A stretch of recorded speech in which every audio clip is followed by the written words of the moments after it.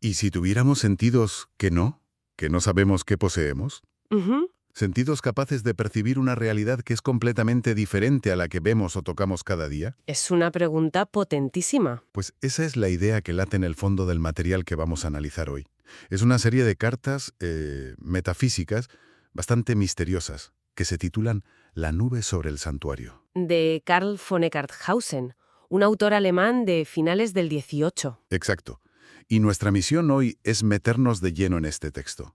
Un texto que, en pleno siglo de las luces, se atrevió a decir que la razón no era suficiente, que había que despertar un sentido espiritual que está dormido.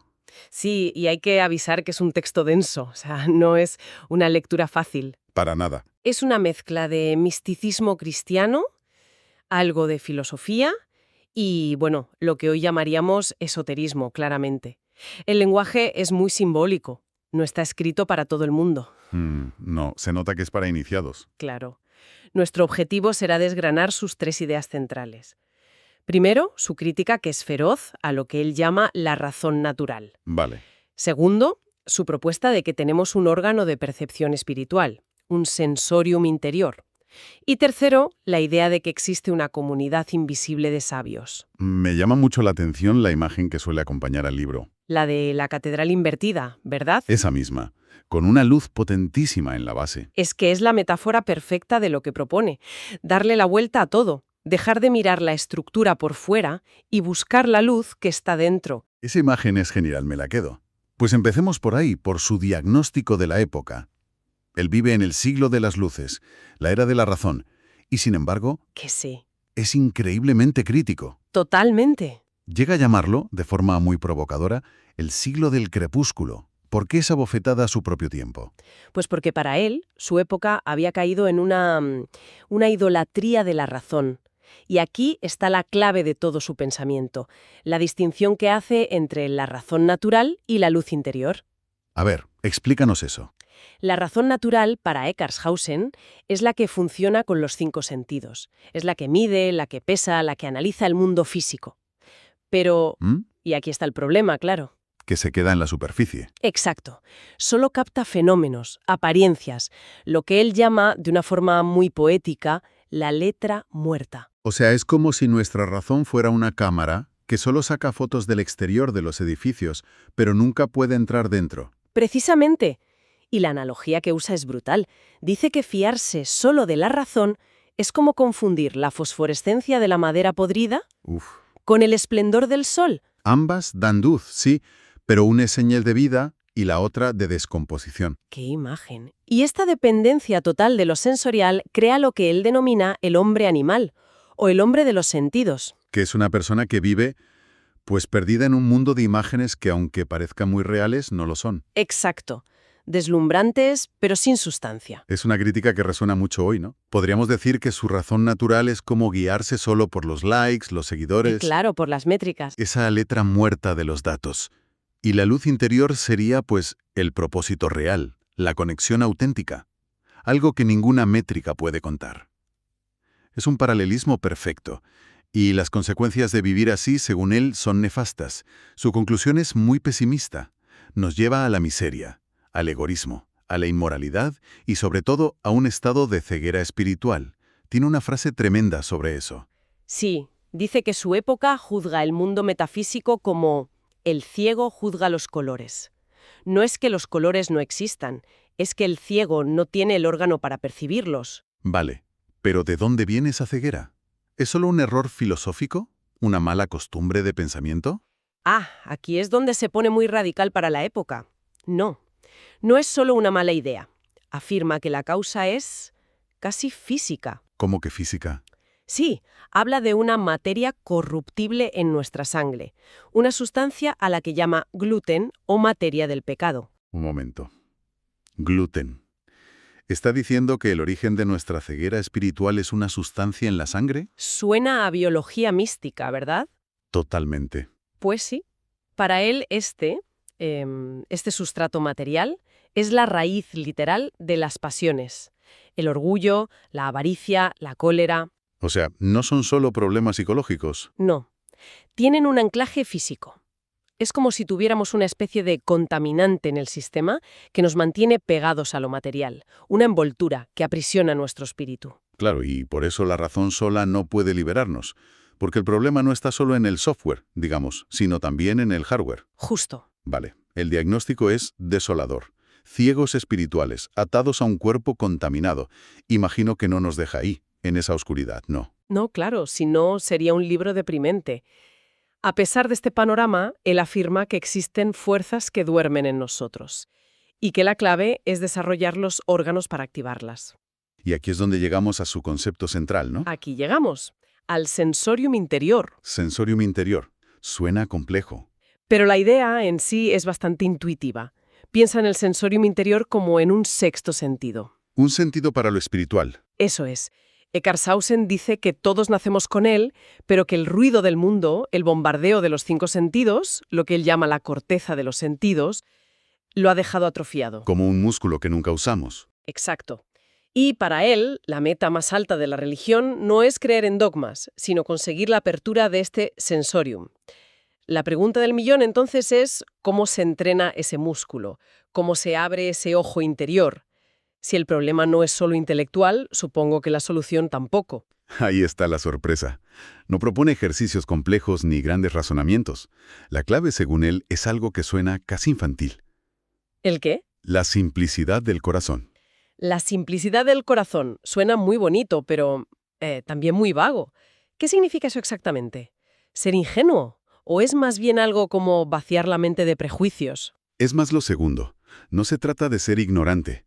Se trata de acallar el ego, de silenciar esa razón analítica que siempre quiere desmontarlo todo. Un estado de receptividad, de humildad. Eso es, preparar el terreno interior. Y aquí es donde introduce la figura de Jesucristo, pero no de una forma dogmática. ¿Cómo lo hace entonces? Lo define como un principio universal. La sabiduría y el amor esenciales. El sol espiritual que ilumina nuestro interior una vez hemos limpiado la casa.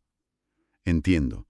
O sea, la simplicidad del corazón es la condición para que esa luz pueda entrar y activar el sensorium. Y este despertar es, de golpe, un día estás ciego y al siguiente ves. No, que va. Él lo describe como un proceso gradual, una regeneración que tiene 3 grados. Vale. El primero son las inspiraciones. Pequeños impulsos, intuiciones, momentos de claridad que nos elevan a un plano moral. El primer chispazo. Exacto. El segundo grado son las iluminaciones interiores. Aquí ya no es solo un impulso, es la luz del conocimiento actuando en nuestro intelecto. El eureka del espíritu. Sino porque lo ves por dentro. Y el tercer grado, el más elevado, son las visiones. La apertura total. La apertura total del sensorium. Ya no es una intuición, es una experiencia directa, objetiva, de las realidades metafísicas. Espera. Eso es fundamental. Entonces, para él, la fe no es creer sin ver. No, Su objetivo es justo lo contrario. Llegar a ver. total. Tener la experiencia directa. Eso lo aleja mucho de la religión más tradicional, ¿no? Completamente. Para él, la fe es el punto de partida, es el mapa. Pero el objetivo del viaje es llegar al destino y verlo con tus propios ojos. Ahí, la fe se convierte en visión. La creencia se transforma en certeza. Vale, es un viaje interior, muy profundo, pero por lo que decías al principio, no parece un camino solitario. Hablaba de una comunidad. ¿Cómo encaja eso? Exacto. Y esto nos lleva al núcleo más esotérico del libro. Él plantea que, más allá de la iglesia exterior, con sus ritos y sus dogmas, que para él son solo la letra, Ujú. siempre ha existido una iglesia interior, que es invisible, una comunidad luminosa de Dios que es la que de verdad custodia el espíritu y la verdad. La iglesia invisible. Suena un poco gnóstico, a la idea de que hay un conocimiento secreto para unos pocos. Tiene mucho de eso, sí. Los miembros de esta iglesia son los elegidos, personas que pueden estar por todo el mundo en diferentes culturas, pero que están unidos por un mismo espíritu, por haber despertado su sensorium ¿Y dice que esta comunidad existe desde siempre? desde la creación. Y su cabeza no es un papa ni un maestro humano, sino ese principio crístico del que hablábamos. Es la verdadera escuela del Espíritu de Dios, operando en silencio. Y creo que pone ejemplos. Menciona a los profetas del Antiguo Testamento. Sí, para él, los profetas eran miembros de esta comunidad. Su función era aparecer cuando la religión exterior se había quedado solo en el ritual vacío, en la letra. Venían a recordar el espíritu. Eran como una llamada de atención desde ese núcleo invisible. La pregunta práctica que a uno se le ocurre es, vale, ¿y cómo entro yo ahí? ¿Relleno un formulario? ¿Hay un apretón de manos secreto? No, y esa es la belleza del asunto. Es radicalmente antiinstitucional. No es una sociedad con jefes, ni reuniones, ni cuotas. Es invisible. Y gobernada por lo divino, según él, directamente. La clave no es solicitarlo, es la madurez interior. Hay una cita en el texto que es reveladora. Dice, aquel que está maduro se une a la cadena, acaso, muchas veces cuando menos lo sospecha. Cuando menos lo sospecha. O sea, no es un acto de voluntad de quiero entrar en el club. Es algo que te pasa cuando alcanzas cierto nivel. Precisamente, es un proceso de sintonización. Cuando tu vibración interior, por así decirlo, alcanza una frecuencia, entras en resonancia con esa red. Por eso dice que la prudencia del mundo no puede espiarla. Sus misterios son un jeroglífico para quien no está preparado. A ver, entiendo la idea, pero eso de los elegidos, los maduros, suena un poco a club exclusivo, ¿no? ¿No hay un riesgo de elitismo espiritual aquí? Es una objeción muy importante. ¿Qué pasa con los que no estamos maduros? ¿Nos quedamos fuera? El texto no lo plantea como una aristocracia fija, Sí. sino como un estado al que todo el mundo puede aspirar.